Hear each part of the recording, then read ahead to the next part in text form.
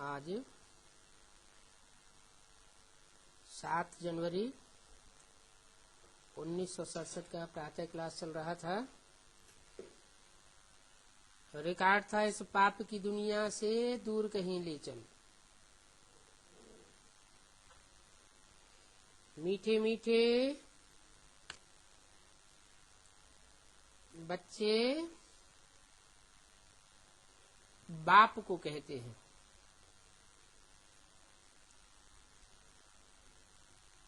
इस पाप की दुनिया से दूर कहीं ले चल।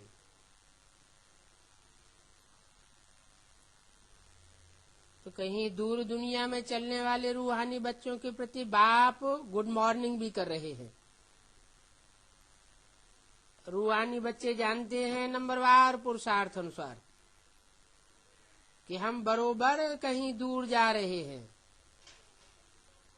कहाँ जा रहे हैं? अपने स्वीट साइलेंस होम, शांति धाम ही दूर देश है। स्वर्ग कोई दूर नहीं है, स्वर्ग तो इसी दुनिया में होगा,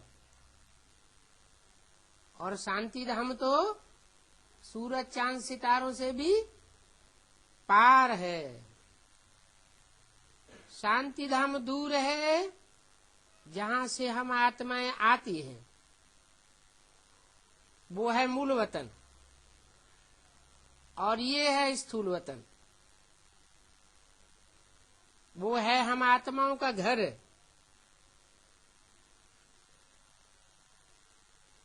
उस घर में बाप बगैर तो कोई ले नहीं जा सकता, क्योंकि वो बाप का घर है, आत्माओं का घर है, और आत्माओं के बाप का घर है। तुम सब ब्राह्मण ब्राह्मणियां रूहानी सेवा कर रहे हो। ये रूहानी सेवा किसने सिखाई? दूर ले चलने वाले बाप ने सिखाई। ये रूहानी सेवा करके तुम कितनों को ले जावेंगे?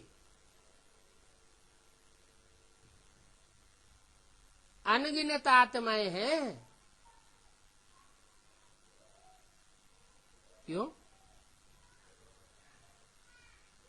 अनगिनत आत्माएं क्यों बता दी? क्योंकि मनुष्य आत्माओं की तो संख्या बताई हुई है, 500-700 करोड़ है, लेकिन मनुष्य आत्माएं ही थोड़ी ही सृष्टि पर है सिर्फ। और भी दूसरे दूसरे प्राणी तो इस सृष्टि पर है ना। कीड़े मकोड़े, पशु पक्षी, जलचर, थलचर, नभचर, भांति भांति के प्राणी हैं। सबके अंदर आत्मा होती है। तो सब आत्माएं इस सृष्टि रूपी रंगमंच को छोड़ करके वापस जावेंगी। इसलिए बोला कि अनगिनत आत्माएं हैं। एक पंडे के तुम सब बच्चे भी हो, तो तुम सब बच्चे भी पंडे हो गए। तुम्हारा नाम ही है पांडव सेना। जैसे ब्रह्मा के बच्चे ब्राह्मण, विष्णु के बच्चे वैष्णव, वैसे पंडे के बच्चे पांडव कहे जाते हैं। तो तुम पांडव सेना हो। तुम बच्चे हर एक को दूर ले चलने के लिए युक्ति बताते हो।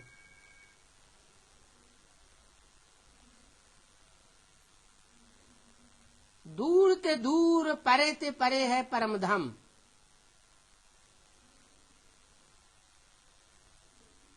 बुद्धि का रास्ता बताते हो। मन बुद्धि को ही आत्मा कहा जाता है। मन बुद्धि जब दूर ते दूर देश में परम धाम में सेट हो जाती है, तो जैसे कि आत्मा परम धाम वासी हो गई, या दूसरे शब्दों में ये कहें कि परम धाम को तुम बच्चे इस सृष्टि पर उतार लेते हो। परंतु 500 करोड़ मनुष्य आत्माएं तो परम धाम की स्थिति का अनुभव इस दुनिया में नहीं कर सकेंगी।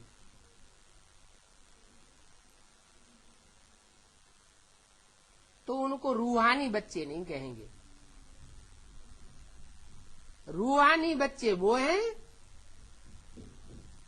जो अभी अभी जीवन रहते रूह की स्टेज में अपने पुरुषार्थ से स्थित हो जाते हैं।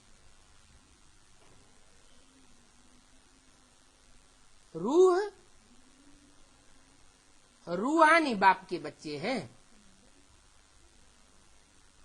पूरे 84 जन्म लेने वाली आत्माएं हैं। अगर कम जन्म लेने वाली हैं तो जरूर उनमें कुछ न कुछ देह भान रह जाता है। देह भान रह जाने के कारण भले वो 83-82 जन्म भी लेती हैं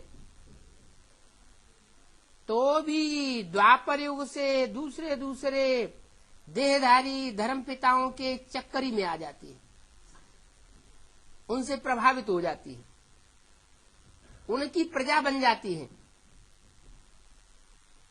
प्रभावित माना प्रजा। तो आत्माभिमानी पूरे नहीं बन पाते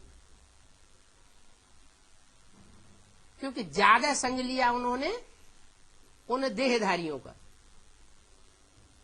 तुम बच्चे उन देहधारियों से प्रभावित नहीं होते हो, इसलिए तुम हो पक्की पक्की आत्मा। रूहानी बाप के बच्चे, रूहानी बाप के सिवाय और तुम किसी से नहीं सुनते हो।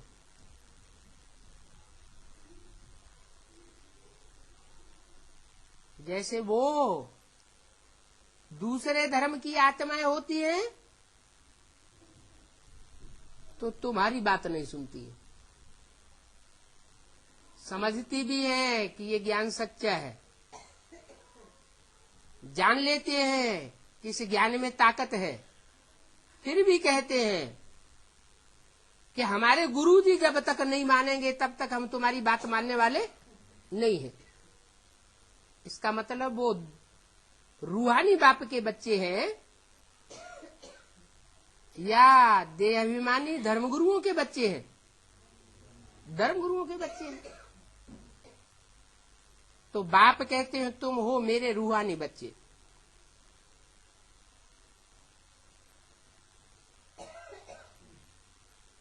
तो दूर चलने के लिए, ले जाने के लिए बाप तुमको जो युक्ति बताते हैं वो युक्ति तुम्हारी बुद्धि में पहले बैठती है। युक्ति बताते हैं मन मना भव। मन मना भव 3 अक्षर है, तीनों के अर्थ है। मन मना, मन को, मना माने मन में, मेरे में, भव मन समाधि। अपने मन के अंदर जो भी तुम्हारे संकल्प चलते हैं उन संकल्पों विकल्पों को मेरे संकल्पों में रमण करा दे, समा दे। माना संकल्प मात्र भी तुम्हारे अंदर कोई विपरीत संकल्प नहीं आना चाहिए। जो बाप का संकल्प सो बच्चों का संकल्प। कर्मणा से विपरीत कर्म करना वो तो बहुत दूर की बात है। बाप एक कर्म करना चाहता है, कराना चाहता है, और बच्चे दूसरा कर्म करते हैं तो कहेंगे नहीं कि ये मन मना भव है, जरूर कहेंगे इसमें देह भान है। रूहानी बाप का रूहानी बच्चा नहीं कहेंगे। तो तुम बच्चे ये पढ़ाई पहले धारण करते हो, और दुनियावी धर्म पिताओं के जो फॉलोअर्स हैं वो इन बातों को बाद में धारण करेंगे। मानना तो सबको पड़ेगा कि हम ज्योति बिंदु आत्मा है, रूहानी बाप के बच्चे हैं। लेकिन जो सहज सहज मानते हैं वो हैं बाप के डायरेक्ट बच्चे, पूरे 84 के चक्र में आने वाले, ऑलराउंडर पार्ट बजाने वाले। और जिनकी बुद्धि में पूरा नहीं बैठता है, या बाद में बैठता है, या मजबूरी से बैठता है, वो देह अभिमानी बाप के बच्चे हैं। सब धर्म पिताएं देह अभिमानी हैं। एक बाप है रूहानी बाप, उसको देह अभिमानी बाप नहीं कह सकते।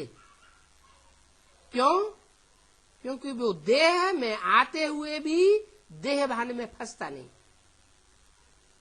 वो अभुक्ता है, गर्भ से जन्म नहीं लेता, अजन्मा है, किसी शरीर में प्रवेश करता है, प्रवेश करने के बावजूद भी उसको संग का रंग नहीं लगता, और सब मनुष्य आत्माओं को संग का रंग लगता है। तो बाप भी हमको यही सिखाते हैं, मन्मना भव, मेरे में समा जा। जैसे चुल्लू भर पानी है, सागर में डाल दिया तो सागर में समा गया। सागर में समा गया माने सागर हो गया।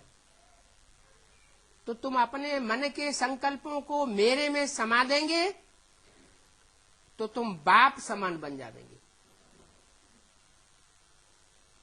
पूरे कल्प में तुम जितनी आत्मिक स्टेज में रहेंगे, रूह का सुख भोगेंगे, उतना दुनिया में कोई धर्म की आत्मा उतना सुख नहीं भोग सकेगी।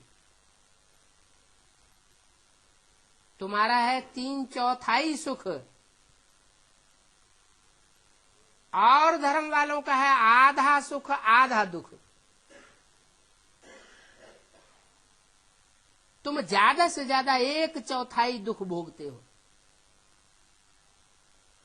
उसमें भी नंबरवार बच्चे हैं। कोई बच्चे ऐसे भी हैं जो 82-83 जन्म भी सुख में रहते हैं। क्यों रहते हैं? क्योंकि उन्होंने संगम युग में जब बाप आया तो उन आत्माओं ने आत्मिक स्थिति की ज्यादा प्रैक्टिस की। निराकारी, निर्विकारी, निरहंकारी बाप समान स्टेज को जल्दी प्राप्त करते हैं। तो बाप बताते हैं मनमना भव, बाप को तो याद करो। कहते भी है ना, इस दुनिया से कहीं दूर ले चलो। क्यों ले चलो? क्योंकि कितना भी पुरुषार्थ करते हैं तो भी इन देह अभिमानी सांडों का संग का रंग लग ही जाता है। तुम हो मुट्ठी भर बच्चे जो बाप के डायरेक्ट बच्चे बनते हो। 9 लाख सितारे आसमान में गाए जाते हैं, वो तो आसमान के जड़ सितारे हैं। तुम हो इस दुनिया के, इस धरती के चैतन्य सितारे। उन चैतन्य सितारों का गायन है 9 लाख। उन 9 लाख में भी कोई रात में चमकते हैं और कोई दिन में होते हैं। ऐसे नहीं कि दिन में सितारे होते नहीं है, दिन में भी सितारे होते हैं, लेकिन वो दिन के सितारे सूर्य में अपने प्रकाश को मर्ज कर देते हैं। जो ज्ञान सूर्य इस सृष्टि पर आया हुआ है उसमें अपने को मर्ज कर देना, माना अपने स्वभाव संस्कार सब मर्ज कर देना, बाप में समय जाना। संकल्प मात्र भी कोई विरोधाभास नहीं, जो बाप जैसे चलाए, जहां ले जाए, जो खिलाए, जो पिलाए, ऐसी स्थिति को प्राप्त कर लेना, उनको कहेंगे मनमना भव। कोई अलग से इच्छा नहीं, जो बाप की इच्छा सो बच्चों की इच्छा।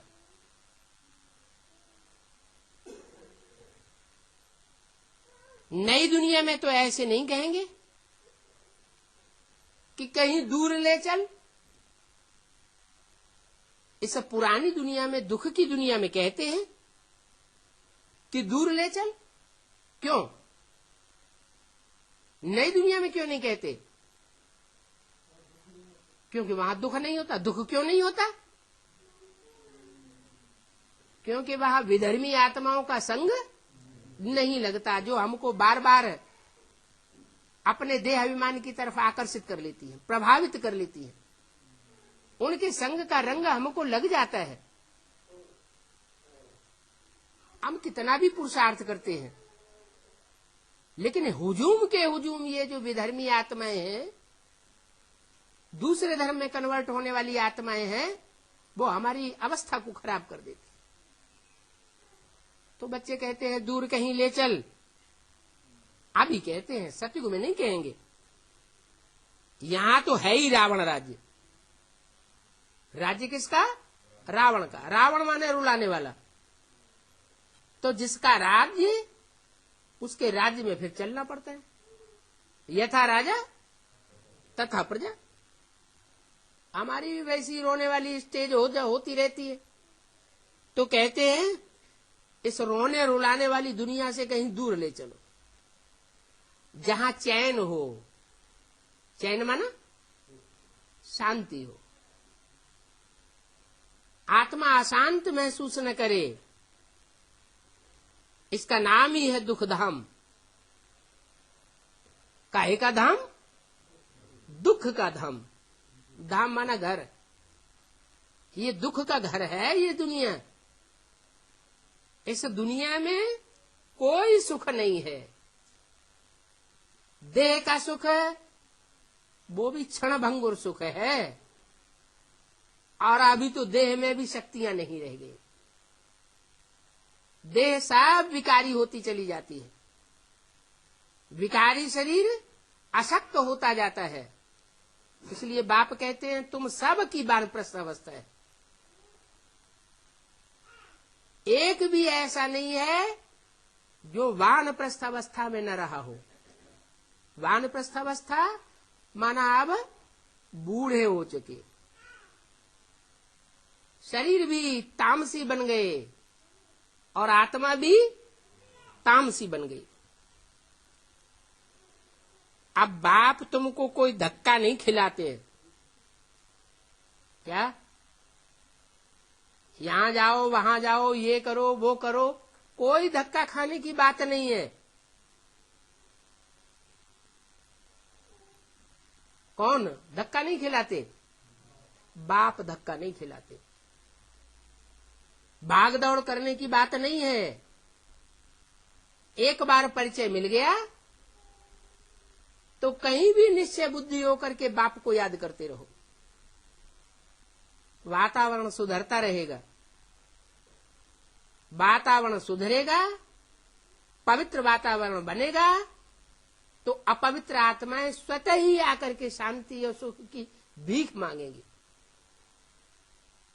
भक्ति मार्ग में तुम बाप को ढूंढने के लिए कितने धक्के खाते रहे।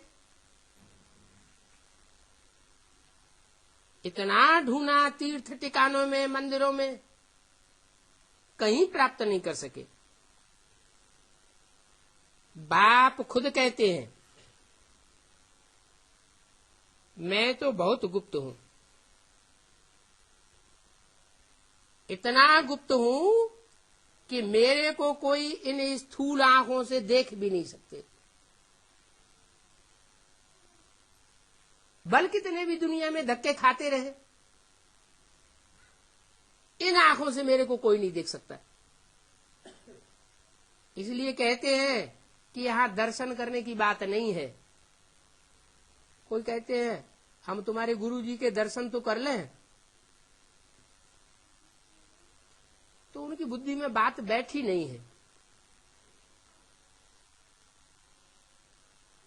ये धक्के खिलाने वाला गुरु नहीं है, दर्शन करने वाली बात ही नहीं है। वो तो ज्योति बिंदु है, बिंदु बिंदु आत्माओं का बाप है। आत्मा है ज्योति बिंदु, बाप भी ज्योति बिंदु। ज्योति बिंदु का बड़ा आकार बनाई दिया है सेवा पूजा करने के लिए, नहीं तो पूजा कैसे करें। भक्ति मार्ग में होती है पूजा और ज्ञान मार्ग में होती है याद। किसकी याद? असली स्वरूप की याद। असली स्वरूप क्या है? मेरी आत्मा का असली स्वरूप भी ज्योति बिंदु है। लेकिन पता कैसे चले? सभी मनुष्य आत्मा तो ज्योति बिंदु है, तो कैसे पता चलेगा कौन सा ज्योति बिंदु सुप्रीम सोल है? तो बताते मैं मुकर्रर रथ में आता हूं। जिस मुकर्रर रथ में आता हूं उस मुकर्रर स्वरूप को पहचान लिया तो जैसे शिव बाबा को पहचान लिया। कैसे पहचानेंगे? कोई कह दे कि वो मुकर्रर स्वरूप है, वो राम वाली आत्मा है जिसमें भगवान बाप आते हैं, तो मान लेंगे क्या? जो मान लेंगे वो है भगत, अंधश्रद्धा से मान लिया। आज कहेंगे ये भगवान है और कल परीक्षाएं आएंगी जोर से तो कहने लगे ये शैतान है। तो बाप आकर शैतान की भी पहचान देते हैं और भगवान की भी पूरी पहचान देते हैं, माया की भी पहचान देते हैं, मायापति की भी पहचान देते हैं, दोनों की पहचान देते हैं। वो ज्ञान से ही हो सकती है। ज्ञान के आधार पर जानकारी होती है। ज्ञान माने ही जानकारी। काहे की जानकारी? सच्चाई की जानकारी। सत्य को ही गॉड कहा जाता है। God is truth. कहते भी है सत्यम शिवम सुंदरम। जो सत्य है वो ही शिव है, जो झूठ है वो शिव नहीं हो सकता, कल्याणकारी नहीं हो सकता। जो कल्याणकारी नहीं हो सकता वो सुंदर भी नहीं हो सकता। कितना भी रूप स्वरूप में देखने में शोभायमान हो, लेकिन अगर अकल्याणकारी है, विश्व का कल्याणकारी नहीं है, तो वो शिव नहीं हो सकता, भगवान का बच्चा नहीं हो सकता। तुम भगवान के बच्चे हो। तुम सिर्फ अपना कल्याण नहीं चाहते हो, सारे विश्व का कल्याण चाहते हो। तुम ऐसे नहीं कहेंगे कि ये आत्मा स्वर्ग में जाएगी तो मैं नहीं स्वर्ग चाहिए, ये पार्टी है, वो पार्टी है। नहीं, कोई भी आत्मा हो, तुम सबका कल्याण चाहते हो। एक का भी अगर अकल्याण चाहने वाला है तो उसको विश्व कल्याणकारी नहीं कहेंगे। एक आत्मा को भी विश्व में से अलग नहीं किया जा सकता। हर आत्मा का पार्ट मुकर्रर है, कोई भी आत्मा का पार्ट निकाला नहीं जा सकता।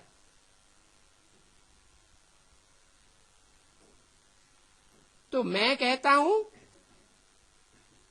कि मुझे पहचानने के लिए तीसरी आंख चाहिए, इसलिए मैं त्रिनेत्री में प्रवेश करता हूं। वो एक ही देवता है जो 3 नेत्रों वाला दिखाया जाता है, शंकर। जो 2 नेत्र हैं वो 2 विशेष आत्माओं की यादगार है, राम और कृष्ण। और तीसरा नेत्र जो खड़ा हुआ है वो शिव नेत्र की यादगार है। शिव सदैव पुरुषार्थ में इस षष्ठी पर आकर के खड़ा रहता है और बच्चों को भी खड़ा करता है। बच्चे पड़े हुए हैं, स्वयं पुरुषार्थ नहीं कर सकते, बाप के सहयोग के बगैर दौड़ नहीं सकते। कोई बच्चों में अहंकार आ जाता है कि सेवा हम करते हैं, बाप समझाते हैं तुम तो तमो प्रधान आत्मा हो। तमो प्रधान आत्मा को तो अपनी ही विकारों की रग लगी रहती है, वो किसी की क्या सेवा करेगा। जो खुद निर्विकारी हो वो दूसरों को निर्विकारी बनाने का पुरुषार्थ कराएगा। इस दुनिया में सब विकारी है, इस दुनिया में सब झूठे हैं, नंबरवार पुरुषार्थ अनुसार। मैं जब इस षष्ठी पर आता हूं तो बताता हूं कि मैं जिस मुकर्रर रथ में आता हूं उसके द्वारा सत्य पार्ट बजाता हूं। सत्य बोलना, सत्य खाना, सत्य चलना। सिख लोग कहते हैं हैसी भी सत्य, होसी भी सत्य। कहते हैं ना, पहले भी सत्य था, अभी भी सत्य है और आगे भी सच्चा ही रहेगा। सच्चा कभी झूठा नहीं हो सकता। सच्चे को कोई कितना भी झूठ बनाना चाहे, सच्चाई एक दिन सर के ऊपर चढ़ करके बोलती है। तो वो सत्य बाप पहले षष्ठी पर आकर के नम्र रूप में पार्ट बजाता है, बहुत नम्रता से पार्ट बजाता है। बच्चों को बार बार बोलता है, बच्चे नहीं मानते हैं तो भी अहंकार नहीं, निरहंकारी बाप है। एक बार नहीं, 2 बार नहीं, 10 बार नहीं, 100 बार नहीं, 1000 बार, बार बार बच्चों से गलतियां होती हैं, बाप उनको सुधारने की कोशिश करता है। वो मां का पार्ट कब तक चलता है? जब तक विष्णु का पार्ट शुरू न हो जाए।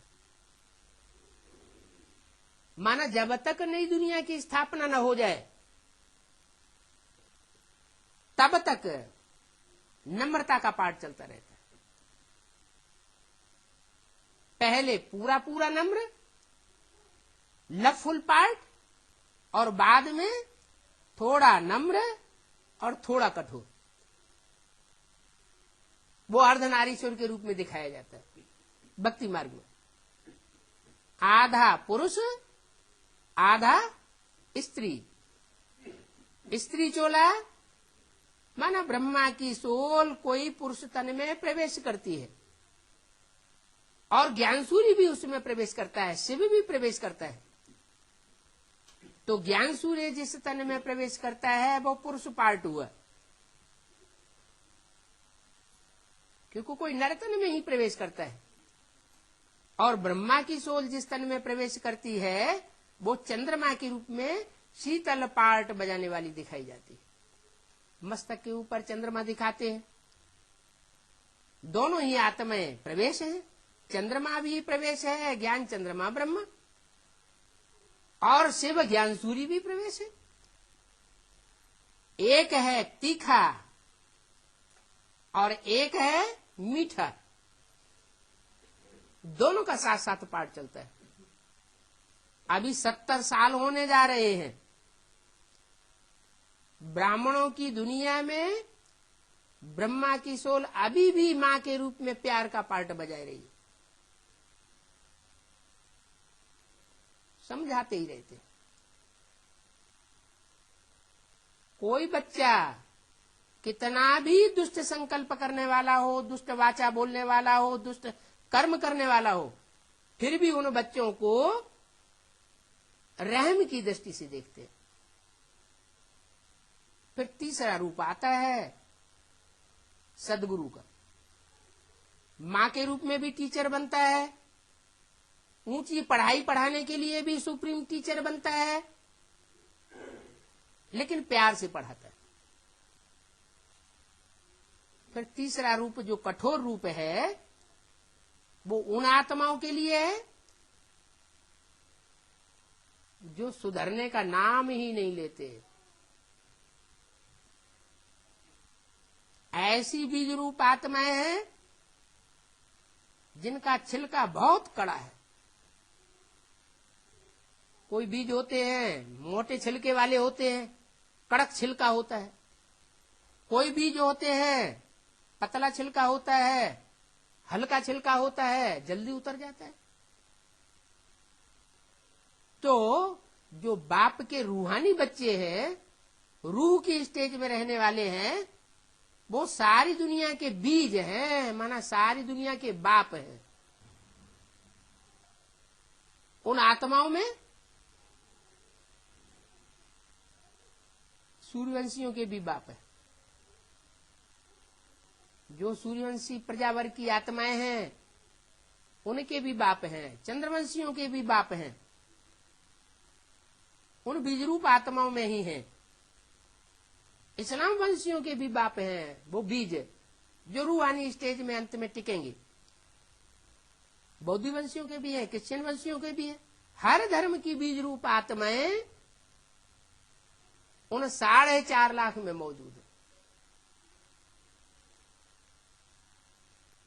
तो हर धर्म की बीज रूप आत्माओं का फाउंडेशन जैसे कि पहले जन्म से ही पड़ जाता है,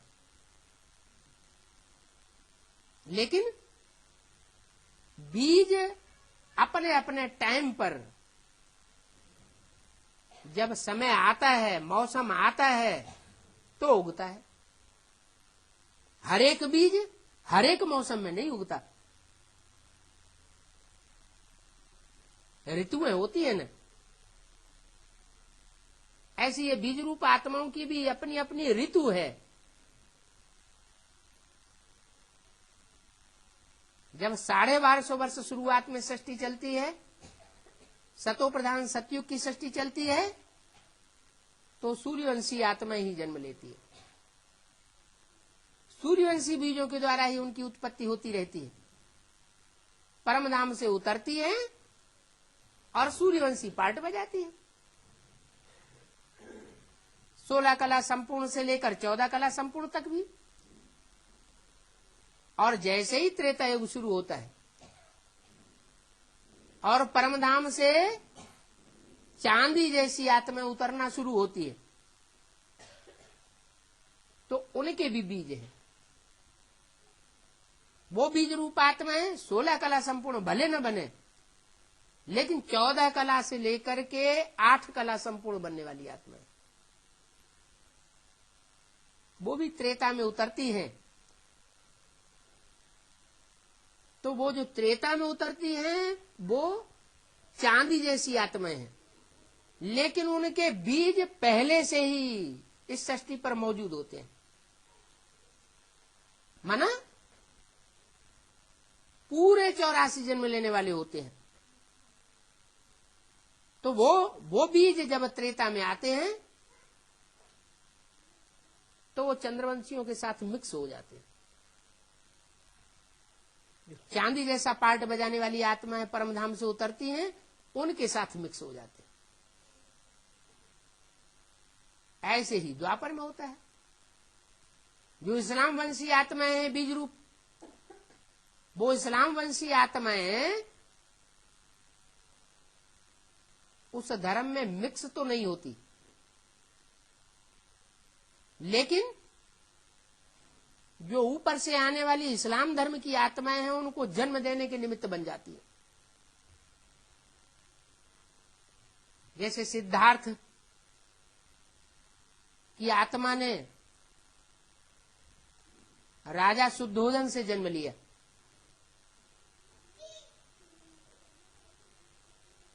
तो ये जो संबंध बना, इसका फाउंडेशन कहां पड़ा होगा?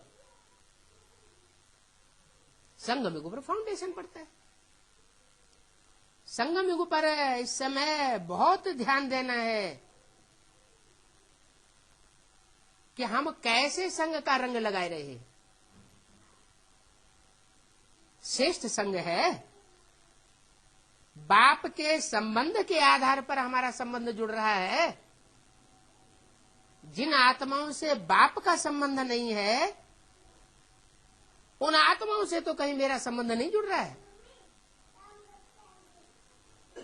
जिनका बाप से संबंध है, उनका हमारे साथ संबंध होना चाहिए। जिन आत्माओं का बाप से डायरेक्ट संबंध नहीं, उनसे हमारा संबंध नहीं जुटना चाहिए। अगर जुड़ता है तो वो आत्माएं अगले जन्मों में द्वापर युग से हमारे संसर्ग और संपर्क और संबंध में जरूर आवेंगी, और आवेंगी तो उनके संग का रंग हमको लगेगा। भले शुद्धोधन से सिद्धार्थ जन्म लेता है और सिद्धार्थ में महात्मा बुद्ध की सोल प्रवेश करती है, और शुद्धोधन राजा जो है वो अपने बच्चे से प्रभावित नहीं होता, धर्म में कन्वर्ट नहीं होता, बौद्ध धर्म नहीं अपनाता। लेकिन वो सिद्धार्थ जिसमें महात्मा बुद्ध की सोल प्रवेश करती है, वो प्रवेश करने वाली आत्मा क्योंकि नई आत्मा उतरी है, तो उस सिद्धार्थ के द्वारा ऐसा श्रेष्ठ और पावरफुल पार्ट बजाती है कि उसको शुद्धोधन राजा अपने देश से बाहर भी निकाल देता है, तो भी विदेशों में जाकर के अपने धर्म का तेजी से प्रचार करती है। इतनी तेजी से प्रचार करती है कि चीन, जापान जैसे देशों में जाकर के धर्म संस्था स्थापन कर देती है। देश देशांतर में उस बच्चे का नाम बाला होता है। शुद्धोधन राजा चमत्कृत तो हो जाता है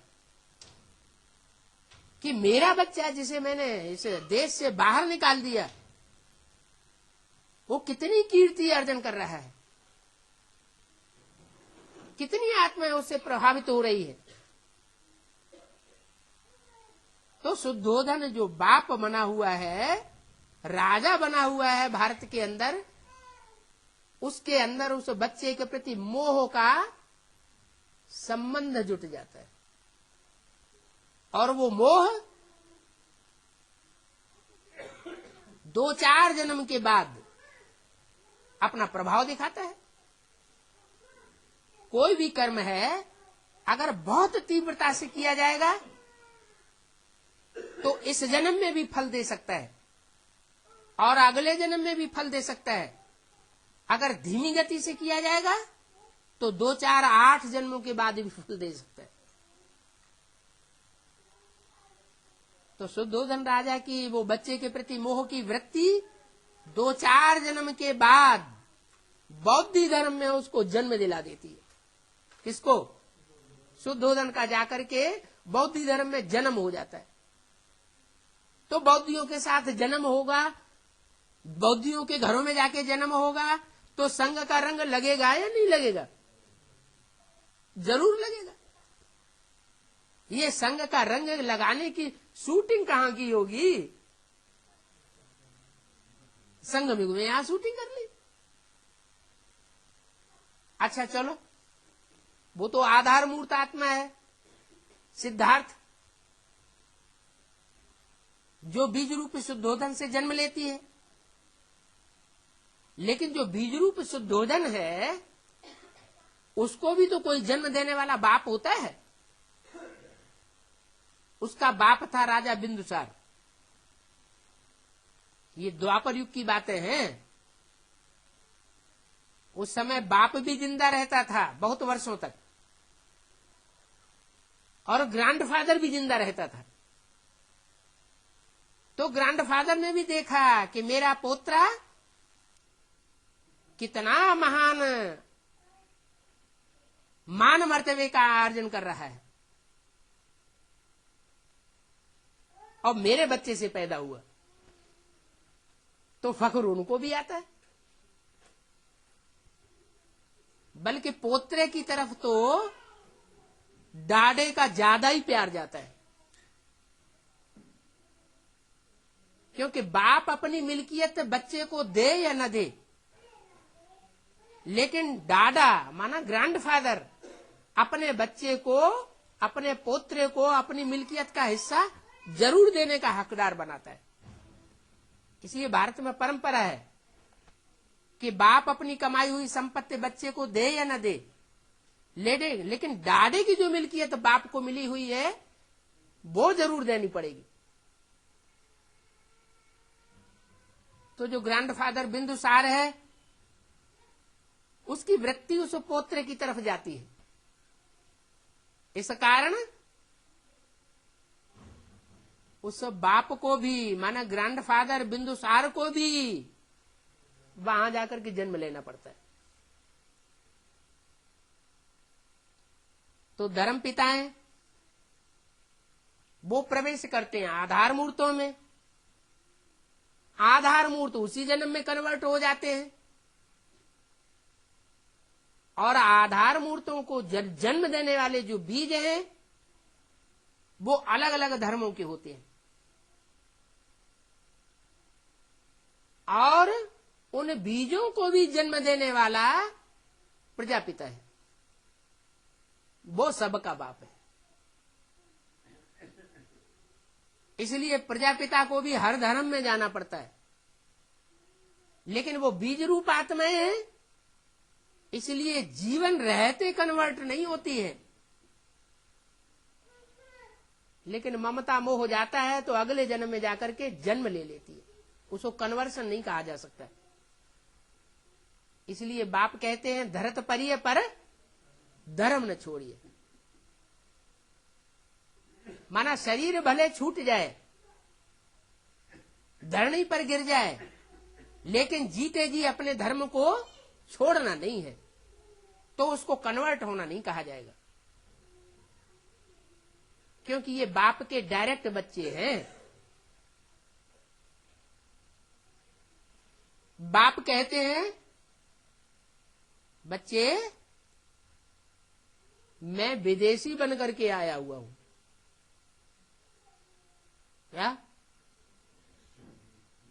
जो धर्म पिताएं हैं वो आधार मूर्तों में प्रवेश करते हैं, आधार मूर्त बीजरूप आत्माओं से जन्म लेते हैं, और उन बीजरूप बापों को जन्म देने वाला एक बाप है, जिसे सब बापों का बाप कहा जाता है। वो भी कन्वर्ट नहीं होता, उसके बीज रूप बच्चे भी कन्वर्ट नहीं होते, लेकिन प्रभावित हो जाते। माया ऐसी है जो किसी को छोड़ती नहीं है, संग का रंग सबको लगता है। कोई ऐसा अहंकार नहीं कर सकता कि मैं माया से कभी हार नहीं खाता हूं। क्यों? क्योंकि बाप सर्वशक्तिवान है तो माया भी सर्वशक्तिवान, किसी को नहीं छोड़ती। ऐसे नहीं कि तथाकथित ब्राह्मण बोलते हैं अरे राम की आत्मा तो फेल हो गई। अरे राम की आत्मा फेल हो गई तो फिर कोई फेल होने से बचेगा क्या? कोई नहीं बच सकता। हाँ, इतना अंतर जरूर है कि कोई शुरुआत के मासिक त्रैमासिक एग्जाम में फेल हो जाते हैं और फाइनल में पास हो जाते हैं, और कोई ऐसे होते हैं कि शुरुआत में पास होते रहते हैं और लास्ट में जाके सो जाते हैं। जैसे खरगोश और कछुआ की दौड़ कहानी दिखाते हैं, दोनों में दौड़ हुई तो कछुआ अपने धीमी धीमी चाल से दौड़ता रहा, खरगोश भी दौड़ा, उसको अहंकार आ गया, अरे ये क्या मेरा मुकाबला करेगा, तो थोड़ा दौड़ा और गर्मी आई तो झाड़ी में जाकर के आराम करने लगा कि अरे जब तक ये थोड़ा आगे जाएगा तब तक हम इसको क्रॉस कर जाएंगे। नींद आई तो बस गया। यहां भी बच्चों को नींद आती है। कुंभकर्णों का संग लगा हुआ है 63 जन्मों का, वो संग का रंग अपना प्रभाव दिखाता है। नहीं तो कोई बच्चे ऐसे भी हैं जिनको नींद नहीं आती है, ऐसे भी हैं या नहीं है? ऐसे भी हैं, पुरुषार्थ में कड़क रूप अपनाते हैं, कितने भी थके हुए होंगे लेकिन जब क्लास होगा तो नींद नहीं करेंगे। तो ये क्या कारण है? उनको नींद आती है और उनको नींद नहीं आती। कोई तो कारण होगा। क्या कारण है? जिनको नींद नहीं आती है, जिनको नींद नहीं आती है वो कोई से प्रभावित नहीं हुए हैं, या प्रभावित हुए भी हैं तो बहुत थोड़ा प्रभावित हुए। इसलिए जब प्रभावित ही नहीं होते तो संग का रंग भी नहीं लग सकता। और जो प्रभावित हो जाते हैं वो तो प्रजा बन जाते हैं। तो राजा तो पावरफुल होता है, यथा राजा तथा उससे प्रभावित होने वाली प्रजा। राजा जो भाषा अपनाएगा प्रजा को भी वो भाषा अपनानी पड़े। राजा जो कानून बनाएगा प्रजा को वो कानून मानना पड़े। तो बहुत संग का रंग लगता है। तो बहुत ध्यान रखना है पुरुषार्थी जीवन में कि हम एक से प्रभावित होते हैं या अनेकों से प्रभावित हो रहे हैं। एक की मत पर चलते हैं या अनेकों की मत पर चलते हैं। एक जो ऊंच ते ऊंच है, श्री श्री 108 जगत गुरु, सच्चा जगत गुरु, झूठा नहीं। क्योंकि गुरुओं का टाइटल तो बहुत धराई लेते हैं, लेकिन सतगुरु तो एक ही होता है। सिख लोग भी कहते हैं एक सदगुरु अकाल मूर्त। तो जब एक सदगुरु हुआ तो बाकी सब गुरु कैसे हो गए? एक है सत्य गुरु और बाकी झूठे गुरु। तो जो है ही झूठे गुरु, उन देहधारी गुरुओं के चक्कर में क्यों फंसना चाहिए? जो एक सच्चा है उसी को पकड़ के रहना। जानते भी हैं कि एक से एक बढ़कर के ऊंचे पाटधारी हैं, लेकिन भगवान सबसे ऊंचा पाटधारी है। उससे ऊंचे तो ऊंच कोई होता ही नहीं, लेकिन फिर भी चक्करी में फंस जाते हैं। हनुमान के भगत हैं, हनुमान की पूजा करेंगे। हनुमान राम की पूजा करेंगे, राम शंकर की पूजा करेंगे, और शंकर शिव की पूजा करेंगे। अरे तो एक ही ऊंचते ऊंच को क्यों न पकड़ लो? जानते तो है, फिर भी जानबूझ करके संग के रंग में आ जाते हैं। और ऐसे संग के रंग में आते हैं कि जैसे भगवान के लिए कहा जाता है तुमेव माता च पिता तुमेव बंधु च सखा तुमेव। सारे संबंध है आपस में ही जोड़ना शुरू कर देते। तो आपस में ही जब संबंध जोड़ेंगे संगम युग में तो कमजोरी आएगी, आत्मा की बैटरी डिस्चार्ज होगी या चार्ज होगी?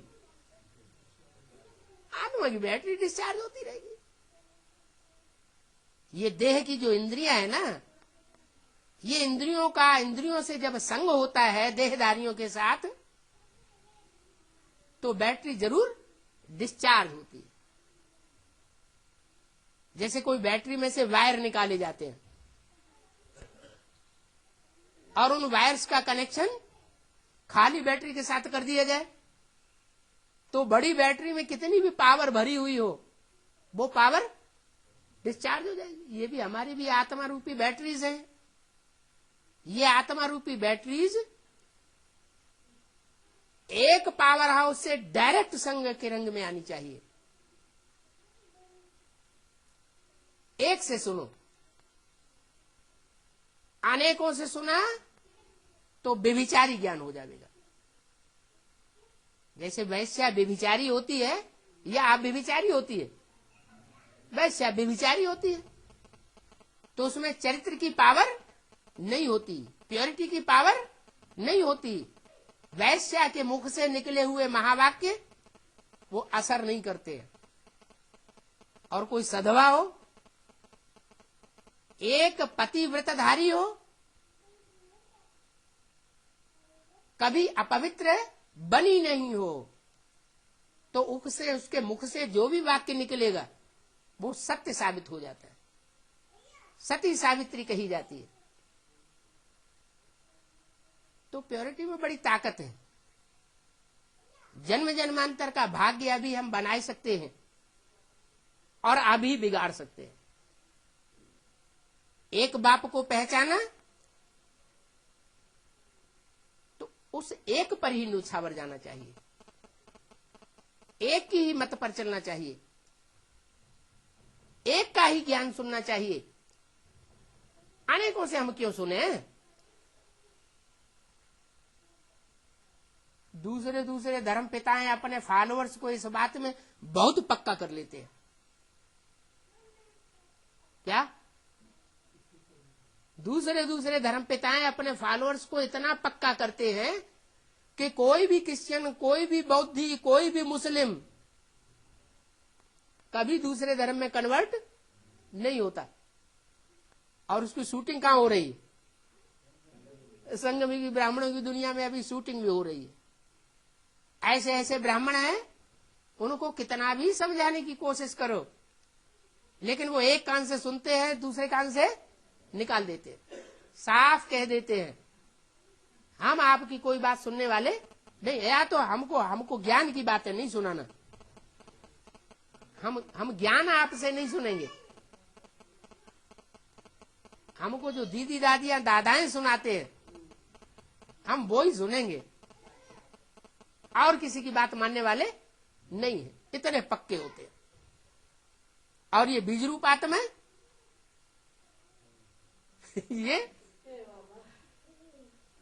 ये संग के रंग में आती रहती है। नंबरवार बीज है। वो बीज रूप आत्माओं में सिर्फ 10% ऐसी है जो दूसरों के प्रभाव में नहीं आती, अपने धर्म की पक्की है। माने ज्ञान सूर्य को ही फॉलो करेंगी और किसी दूसरे को फॉलो नहीं करेंगे, तो जरूर उनमें पावर रहेगी। लेकिन उनमें भी नंबरवार है।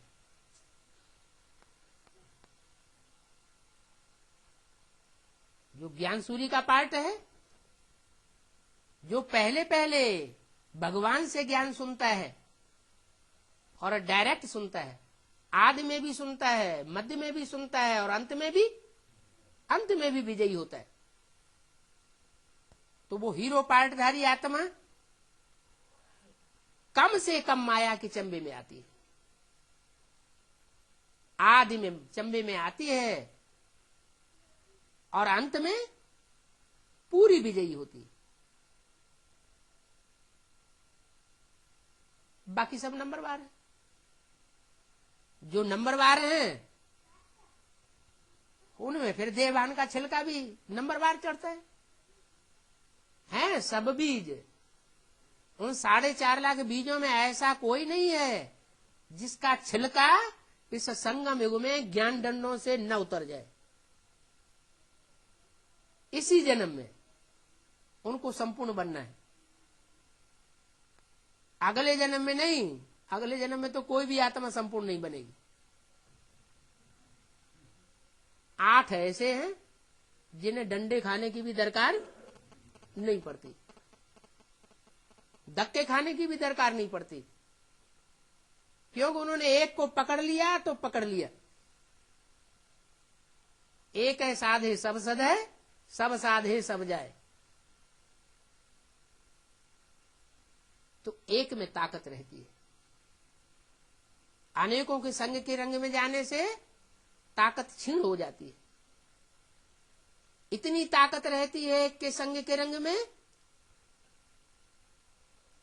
कि दुख अनुभव ही नहीं होता, समस्या का रूप अनुभव नहीं होता। जैसे कि बाप अपनी गोदी में लेकर के चलता है, दूसरी आत्मा ये समझती है बाप रे कितना दुख सहन करना पड़ता है। रामायण जब पढ़ेंगे तो कोई रामायण पढ़ते पढ़ते रोना शुरू कर देते हैं, अरे बाप रे राम को इतने दुख, हमारे राम भगवान इतने दुखी होते हैं। अरे थोड़ा अंदर से सोचो, वो राम की आत्मा दुखी होती है कि तुम ही दुखी हो रहे हो? हैं? राम की आत्मा को तो दुख भासता नहीं, और तुम इतने दुखी क्यों होते हो?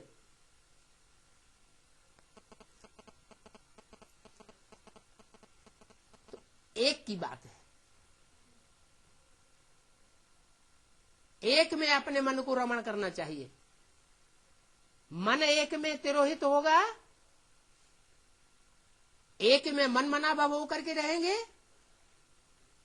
तो तन और धन भी वहीं जाएगा, दूसरी जगह तन और धन जा नहीं सकता। जिसका दिल जहां लग जाता है, कोई लवर्स होते हैं ना, तो महबूबा का दिल महबूबा में लग जाता है तो वो अपनी सारी धन की ताकत कहां लगा देता है? महबूबा में लगा देता है। भले शादीशुदा हो, घर में कितनी भी सुंदर औरत बैठी हुई हो, लेकिन अगर किसी दूसरे से उसका दिल लग गया तो सारा कमाया हुआ धन कहां फेंकता है? वहीं फेंकता है। धन भी फेंकता है और तन की ताकत भी वहीं लगाता है। तो जहां हमारा मन होगा वहां हमारा तन होगा और वहीं हमारा धन होगा। इसलिए मन बुद्धि को अगर चेंज कर दिया, मोल्ड कर लिया, तो पुरुषार्थ बहुत सहज हो जाता है। इसलिए कहते हैं एक मोहब्बत से काम करना और दूसरा मजबूरी से काम करना। मोहब्बत हो जाती है तो कोई भी काम कठिन नहीं होता। कहानियां बना दी है कि सीरी को पाने के लिए फरियाद ने पहाड़ काट करके नदी निकाल ली। अब पहाड़ काट के नदी थोड़ी ही निकाली जाती है, माने पहाड़ जैसा जो काम है वो काम भी पूरा कर लिया और ज्ञान जल निकाल करके सारे संसार में बहा दिया। शास्त्रों में दिखाते हैं कि बड़े लंबे समय तक तपस्या की तो गंगा ऊपर से नीचे आई। नीचे तो आई लेकिन कहां समा गई? शंकर की जटाओं में समा गई। तो आने का कोई फायदा ही नहीं हुआ। अब हम बच्चे जानते हैं कि ज्ञान गंगा ऊपर से नीचे आई और आकर के कहां समा गई? कब समा गई? हैं? ज्ञान गंगा ऊपर से आई नीचे और समा गई। कहां समा गई? हैं? शंकर की जटाओं में समा गई। शंकर की जटाओं में समा गई। अब फिर उनको तपस्या करनी पड़े तो फिर दोबारा तपस्या करते हैं। दोबारा तपस्या करते हैं तब गंगा जटाओं से इस सृष्टि पर आती है। तो अभी भी ज्ञान गंगा की प्रत्यक्षता नहीं हुई है। अगर ज्ञान गंगा की प्रत्यक्षता हुई हो तो उत्तर भारत के लोग जरूर समझ जाएंगे।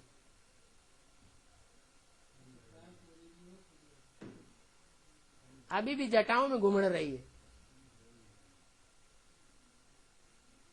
जैसे जटाएं होती है ना, बड़े बड़े साधु संत होते हैं अपने आर्टिफिशियल जटाएं बनाते हैं। वो एक दूसरे से बाल चिपके हुए होते हैं, सुलझे हुए नहीं होते हैं। तो जटाओं में गंगा हिलगी हुई है। अभी भी एडवांस ज्ञान में ढेर सारी बातें ऐसी हैं जो क्लियर नहीं है। जब ज्ञान गंगा निकलेगी तो सब बातें क्लियर हो जाएंगी, पुरुषार्थ ही क्लियर हो जाएगा। लेकिन नियम बना हुआ है, पहले यमुना निकलती है, फिर पहले सूर्य की पुत्री यमुना निकलती है, उसके बाद बीच में सरस्वती आती है, सरस्वती बीच में आती है, बीच में ही चली जाती है, गुप्त हो जाती है, और लास्ट में गंगा निकलती है। अंत में निकली है ज्ञान गंगाएं, तो हर हर गंगे हो जाती है।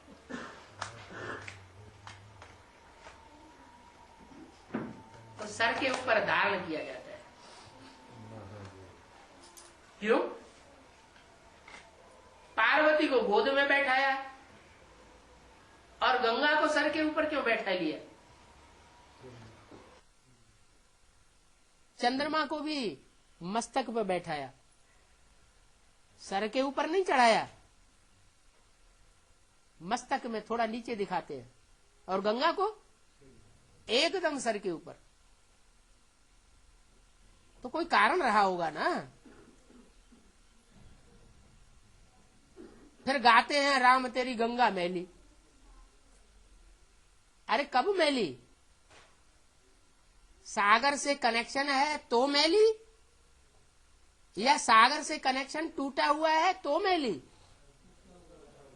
ज्ञान सागर से कनेक्शन नहीं होता है तो नदी नाला बन जाती है, सागर से कनेक्शन होता है तो नदी पतित पावनी बन जाती है। वो भी भारत की नदियों का गायन है, भारत में भी दक्षिण भारत की नदियों का गायन नहीं है पतित पावनी। किसका गायन है? उत्तर भारत की नदियों का गायन। भारत की महिमा है। विदेशी नदियों में कोई स्नान करने नहीं जाता। भक्ति मार्ग में कोई विदेशी नदियों में स्नान करने के लिए मेले लगाते हैं? नहीं लगाते। नदियां तो विदेशों में भी है, वहां क्यों नहीं स्नान करने जाते? क्योंकि विदेशों में ऐसा तो नहीं है कि विदेशों से नदियां नहीं निकलती ज्ञान वाली। निकलती है या नहीं निकलती है? निकलती तो हैं, लेकिन वो सर के ऊपर सवार होने योग्य पुरुषार्थ नहीं करती। जो बहुत प्यारा बच्चा होता है, बहुत सर्विसेबल होता है, तो बाप उसको प्यार में आकर के सर के ऊपर चढ़ा के रखते हैं। ओम शांति।